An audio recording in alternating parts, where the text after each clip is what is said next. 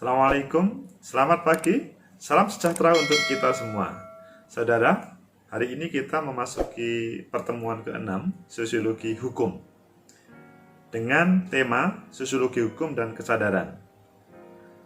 Bagaimana kesadaran dari masyarakat tentang hukum dan apakah masyarakat itu sesudah ada sebuah produk hukum langsung menerima atau perlu menolak.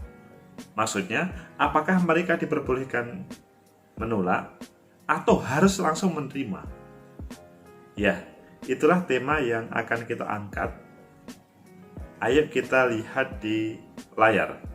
Sosiologi hukum dan kesadaran.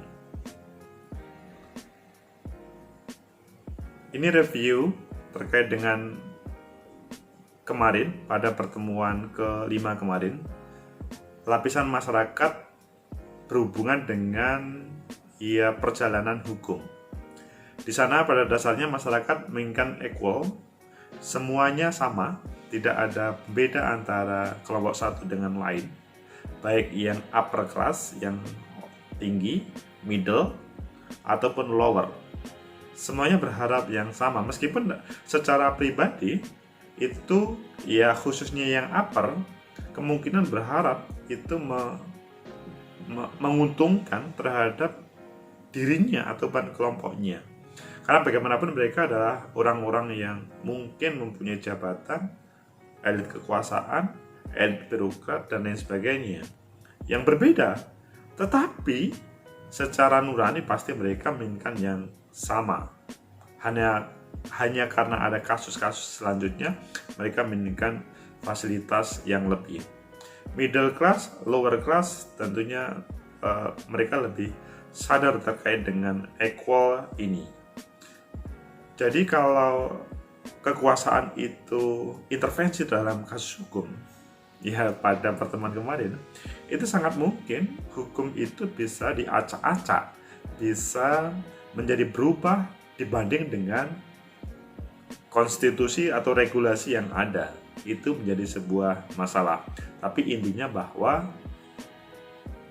kalau ada hukum itu ke atas tumpul, ke bawah runcing atau tajam, itu pasti akan mendapatkan tantangan atau pertentangan dari kelompok-kelompok masyarakat, karena pada dasarnya hukum digunakan untuk membuat keadilan terhadap seluruh masyarakat dengan equal. Selanjutnya, dari formalisme ke anti-formalisme. Ya, ini adalah pembahasan pertama dari sosialisasi hukum, kesadaran hukum. Formalisme. Ya, saudara paham tentang formalisme, yang sangat berhubungan dengan apa yang dilihat oleh mata atau apa yang ada dalam teks.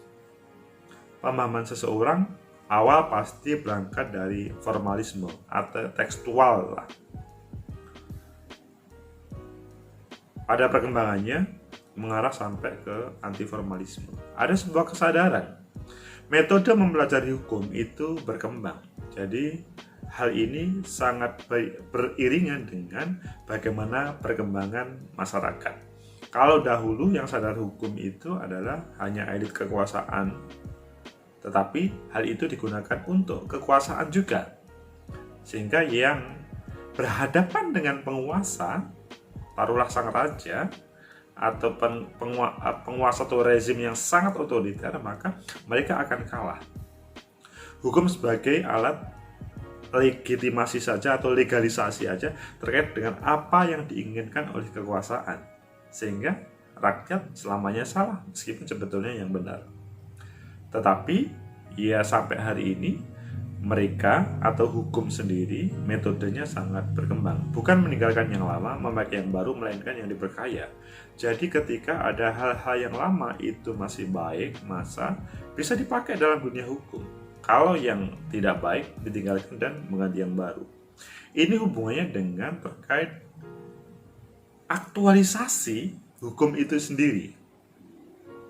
Jadi sudah tidak ada semacam kebal hukum terhadap orang-orang yang dahulu itu kebal hukum. Tetapi terkait dengan substansi hukum itu yang harus dilanjutkan. Taruhlah ada sebuah kasus yang berhubungan dengan pertama, sang penguasa atau sang jenderal, kedua, orang kecil, masyarakat bawah. Kebetulan bersamaan, ini kita contohkan pada pertemuan kemarin, yaitu terjadi kecelakaan antara elit sama rakyat. Selanjutnya, dalam hal bukan meninggalkan yang lama, memakai yang baru, melainkan yang diperkaya, ini bagaimana? Ya, kalau dahulu bahwa penguasa, kekuasaan, ataupun elit itu lebih diuntungkan pada kesempatan ini, hal yang selanjutnya equal itu harus dilanjutkan. Tetapi terkait dengan membeda kelas itu harus dihilangkan. Metode formalisme. Ya, ini yang kita sampaikan tadi, metode formalisme pada awal. Jadi pada dasarnya manusia itu awalnya melihat hukum itu secara tekstual. Penegak hukum juga melihatnya secara tekstual. Apalagi kalau melihat KUA hukum pidana atau KUA, Kitab Undang-Undang Hukum Pidana ataupun Perdata di Indonesia, pada awalnya referensinya adalah pada pemerintahan Hindia Belanda. Sehingga pada awal-awal Indonesia merdeka bolehlah metode formalisme ini. Tetapi pada saat ini ya berbeda lah. Uang misalkan pengganti pada waktu itu sampai berapa? 10 rupiah begitu atau 100 rupiah. Waktu itu luar biasa. Tetapi saat ini tidak mempunyai arti karena yang namanya rupiah itu berbeda dulu dengan sekarang. Substansinya juga berbeda. Sebetulnya substansi sama, tapi legal formanya berbeda. Ya karena perkembangan zaman tadi. Metode transendental adalah salah satu pendekatan hukum secara kontekstual yang melihat bahwa realitas bukan sebagai yang ada di luar dan lepas dari pengenalan manusia, melainkan berada pada dinamika pada kesadaran diri. Jadi pada perkembangannya sesudah formalisme yaitu transendental, substansinya apa ini? Ini bagi para penegak hukum sangat menguntungkan ketika mengambil keputusan hukum berdasarkan transendental, berdasarkan hal yang substansial, bukan pada sepertinya yang menjadi menjadi penghalang seseorang untuk mencari keadilan. Jadi kita paham kok sebetulnya, tidak hanya para penegak hukum ya, orang kecil.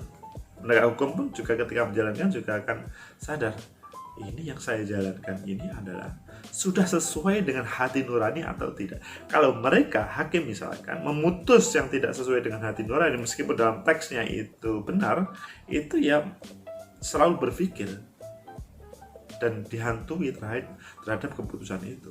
Begitu juga teman-teman kepolisian dan kejaksaan yang mereka beriringan terkait dengan sebuah kasus hukum.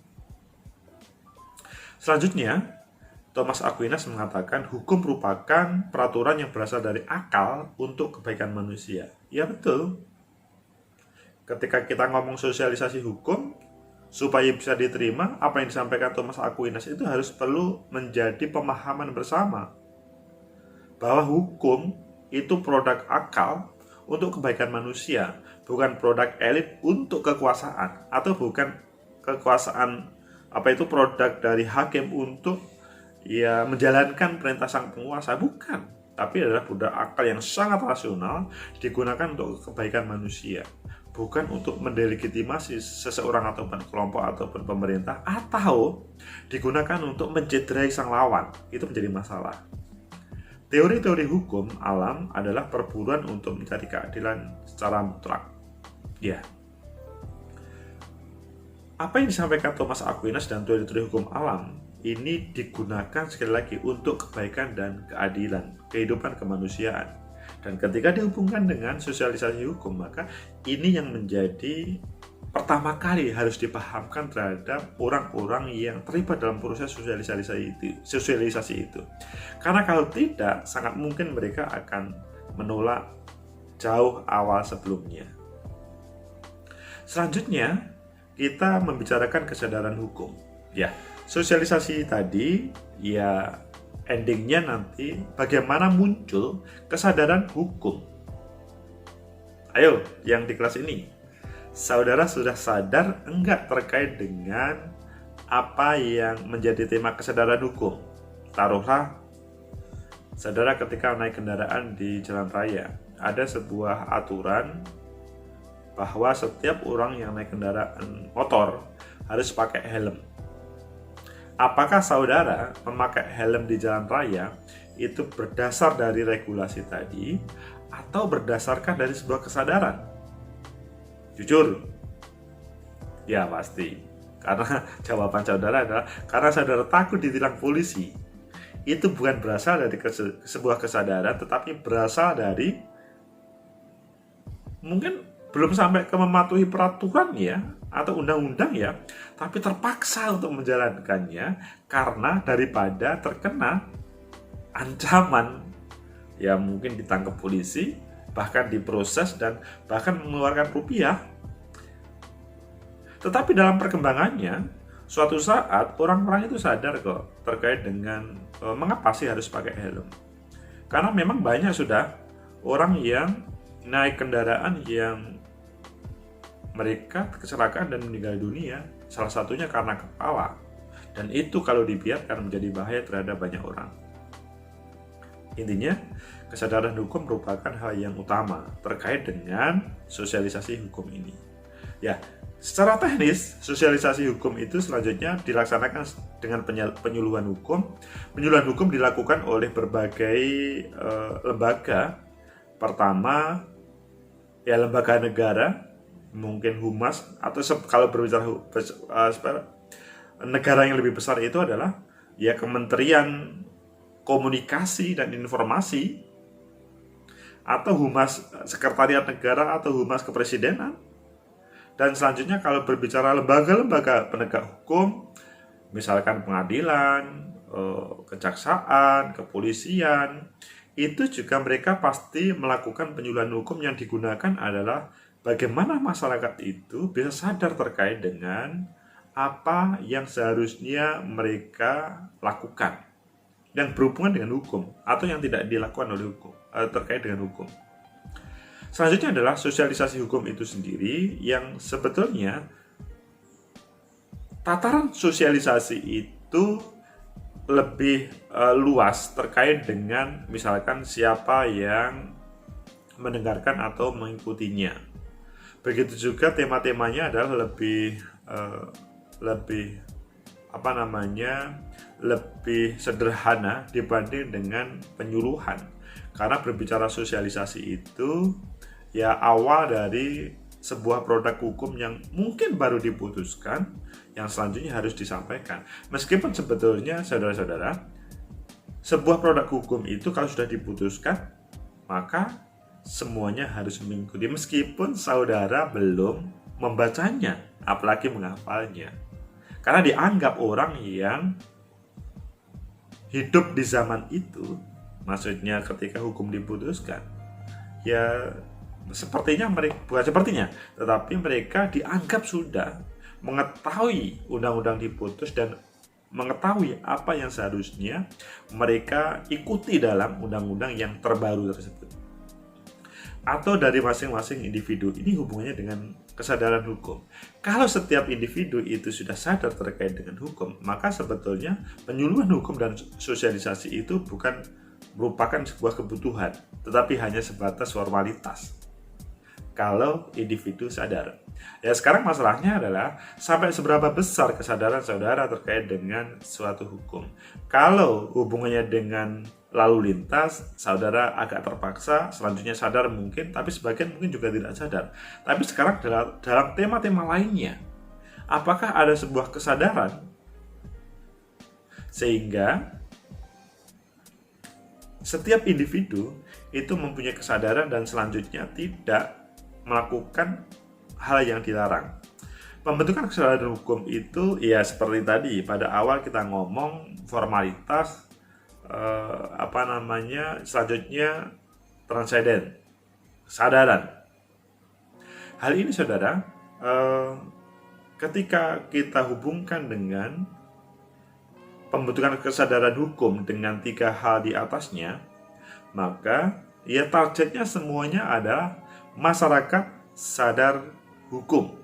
Ya, ini seperti kalau saudara memasuki di ruang atau di arena pengadilan negeri atau kejaksaan atau lainnya, akan muncul tulisan kesadaran hukum, memunculkan pembentukan kesadaran hukum. Iya, seandainya itu bisa hadir, maka sebetulnya negara itu terbantu, tidak terbebani. Selanjutnya terkait dengan paradigma hukum. Paradigma hukum itu ada 3 hal yang ini dihubungkan dengan sosialisasi hukum juga. Hukum sebagai sistem nilai. Ya, hukum sebagai sistem nilai adalah menjadi patokan bagi setiap orang yang ada dalam kelompok ataupun negara tersebut, menjadikan hukum sebagai sistem nilai. Karena kalau tidak, maka sangat mudah diintervensi oleh orang-orang di luar dari kelompok ataupun negara itu. Kalau sudah menjadi sistem nilai, maka yang bersangkutan atau setiap orang yang ada di dalamnya mengikutinya. Memang berat ya berhadapan dengan orang asing itu, apalagi di era globalisasi. Tapi ketika sudah ada sistem nilai dalam setiap individu, maka terkait dengan kesadaran hukum itu bagus. Maksudnya bisa dinikmati oleh seluruh masyarakat. Tapi terkait dengan bagaimana sosialisasi hukum terkait dengan dihubungkan dengan sistem nilai.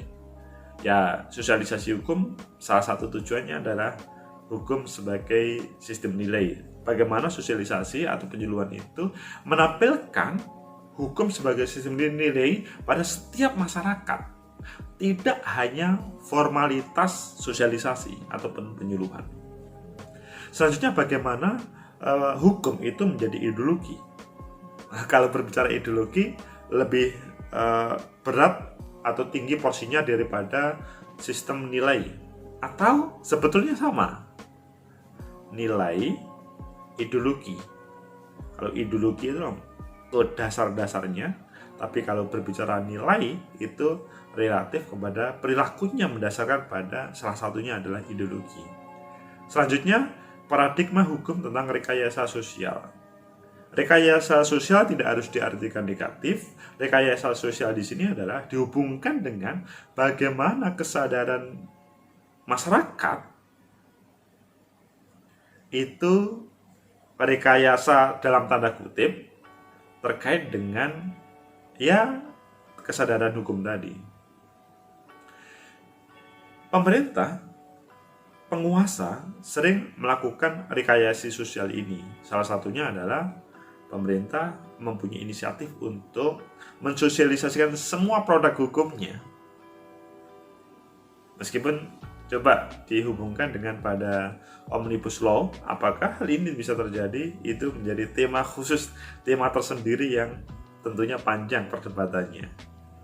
Ya, sistem nilai, ideologi, dan rekayasa sosial itu paradigma hukum yang dihubungkan dengan sosialisasi hukum. Selanjutnya saudara, tentang lembaga hukum. Lembaga hukum ini sangat mempunyai peran paling penting di dalam sosialisasi hukum demi kesadaran hukum. Pertama, pembuatan undang-undang. Maksudnya pembuatan undang-undang ini adalah posisi eksekutif dan legislatif mempunyai peranan penting. Apakah undang-undangnya itu adalah menjadi representasi dari kebutuhan rakyat atau cukup hanya sebagai alat kekuasaan ataupun penguasa untuk langgengnya kekuasaan tersebut ataupun yang lain. Kalau eksekutif legislatif itu sudah tepat dalam memprosesnya dan memutuskannya, maka terkait dengan lembaga hukum yang dihubungkan dengan pembuatan undang-undang ini, maka sudah benar. Maksudnya benar itu ya pembuatan undang-undang dilakukan oleh para pihak tersebut dan selanjutnya digunakan untuk seluruhnya rakyat yang diperintah atau yang dikuasai. Yang kedua adalah pengadilan. Ada Mahkamah Agung, ada pengadilan tinggi negara, ada pengadilan negeri. Ya, itu semuanya adalah mempunyai kepentingan terkait dengan sosialisasi hukum dan sampai akhir kesadaran. Ya, selama ini memang kalau berbicara pengadilan adalah tempat yang menakutkan ya dalam tanda kutip, tetapi kemungkinan suatu saat tidak berubah. Toh pada hari ini masyarakat sudah terbiasa di pengadilan, tidak harus diartikan negatif. Kalau ibu-ibu datang ke sana, langsung persepsinya orang, oh itu pasti janda yang mengurus perceraian ataupun lainnya. Bukan, jangan begitu. Bahwa kalau ada ibu-ibu yang datang ke sana, oh pasti itu hubungannya dengan usahanya yang kena masalah dengan globalisasi ini, atau usahanya perlu mendapatkan perlindungan dari hukum dari Mahkamah Agung dan pengadilan negeri ataupun pengadilan tinggi. Yang ketiga adalah advokat. Ini kalau pengadilan tadi sangat dibutuhkan terkait dengan sosialisasi hukum, advokat pun juga begitu. Berbagai asosiasi advokat, Pradi, KAI itu sangat menjadi tempat support dalam sosialisasi hukum. Kalau tidak, maka ini akan terjadi ketimpangan. Ya seakan-akan teman-teman advokat ini hanya bisa menggunakan, hanya mengambil enaknya tanpa harus memberikan sumbangsih terkait dengan hadirnya kesadaran hukum. Itu ya semoga tidak, semoga mereka juga mensupport betul. Dan apalagi kalau saya melihat teman-teman advokat pada hari ini, mereka ketika ada sebuah masalah yang sangat manusiawi, maka mereka tidak akan menarik tarif. Berbeda yang kasus-kasus biasa. Intinya advokat juga mempunyai kapasitas, kewajiban untuk mensosialisasikan tentang hukum sehingga muncul kesadaran. Yang keempat, Mabes Polri atau polisi lah, yang di dalamnya ada Mabes, Polda, Polres, Polsek, yang semuanya itu mempunyai sekali lagi tugas utama. Ya salah satu tugas utama yang dihubungkan dengan sosialisasi hukum ya mereka mengadakan sosialisasi hukum. Dan biasanya kalau sosialisasi hukum yang melaksanakan adalah polisi, misalkan taruhlah kepada pelajar, maka pelajar pasti akan datang semuanya sesuai dengan yang diundang dan mengikuti acaranya, karena bagaimanapun polisi menjadi daya magnet tersendiri untuk didatangi dan mendengarkan tentang sosialisasi hukum yang selanjutnya para siswa itu sadar terkait dengan apa yang seharusnya mereka lakukan, apa yang tidak boleh diberlakukan, atau apa yang dilarang itu selanjutnya ditaati. Itulah 4 hal terkait dengan lembaga hukum yang ya tanpa mereka hukum ini tidak bisa berjalan dengan baik. Pemerintah, legislatif juga tidak bisa berbuat banyak kalau tidak melibatkan minimal 4 lembaga ini. 4 lembaga ini kan juga ada turunannya ya, mulai dari pusat sampai daerah. Sehingga ketika terjadi masifikasi sosialisasi hukum, maka hadirlah kesadaran hukum. Meskipun tidak harus direkayasa sosial seperti itu, ada sebagian yang mereka tanpa proses ini muncul kesadaran hukum. Itu malah yang diharapkan, karena kalau kesadaran hukum itu muncul, maka sangat mungkin dia anti intervensi, maksudnya tough dalam proses hukum. Itulah saudara-saudara terkait dengan tema kita. Oh ya, kita lihat dulu yang terakhir. Kita mengucapkan terima kasih. Silahkan juga berkunjung ke The Journal of Society and Media. Ya, berhubungan dengan beberapa tulisan ada hubungannya dengan sosiologi hukum. Ya, semuanya berbahasa Inggris pada 2-3 volume terakhir ini. Atau 3 volume, bukan volume sih, 3 atau 2 isu terakhir mulai volume 2019 dan 2020 sudah berbahasa Inggris, sehingga perlu ada semacam pemahaman yang komprehensif. dan bisa juga melihat di konten YouTube Agus Evaluasi Official untuk menambah terkait dengan bagaimana mempelajari kesadaran hukum dan atau sosialisasi hukum dan kesadaran masyarakat terkait dengan hukum.